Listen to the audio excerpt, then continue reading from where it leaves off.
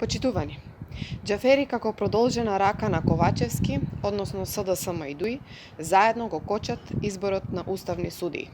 Државата нема функционален уставен суд поради желбата за партизација од власта. Џафери се претвара во маша на Заев и Ковачевски и го става собранието во подредена улога на извршната власт.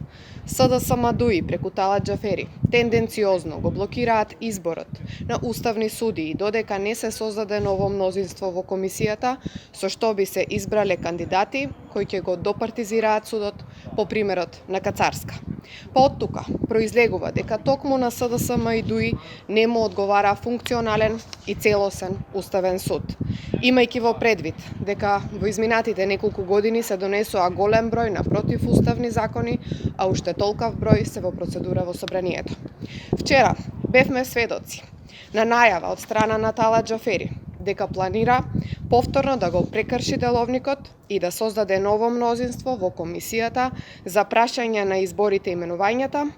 Меѓутоа, зошто му е потребно ново мнозинство кога до вчера гласовите на партијата БЕСА беа добри додека тие беа дел од власта? Почитувани, токму ова неодговорно однесување е уште еден доказ дека судството во Македонија е заложник на двоецот СДСМ и ДУИ и нивните партиско-коалициски пазарања и се однесуваат со македонското судство како да е нивна лична своевина.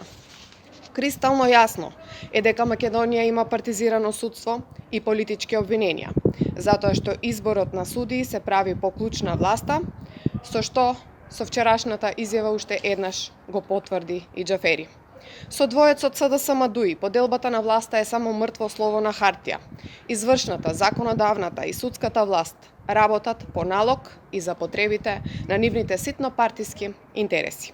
Џафери, Ковачевски и сите инволвирани во запоседнувањето на институциите треба да знаат дека за сите преседани и нелегални дејствија кои ги прават ќе следи одговорност, како пред граѓаните на избори, така и пред институциите.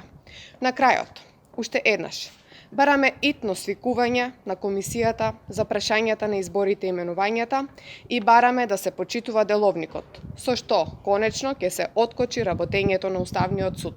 За таа цел, ние, како одговорни пратеници и народни представници, нагласуваме дека секогаш сме подготвени да гласаме за кадри кои се професионални, непартиски и честни и од овој принцип јасно и гласно кажуваме дека нема да отстапиме дури ако предлозите за уставни суди произлезат од власта.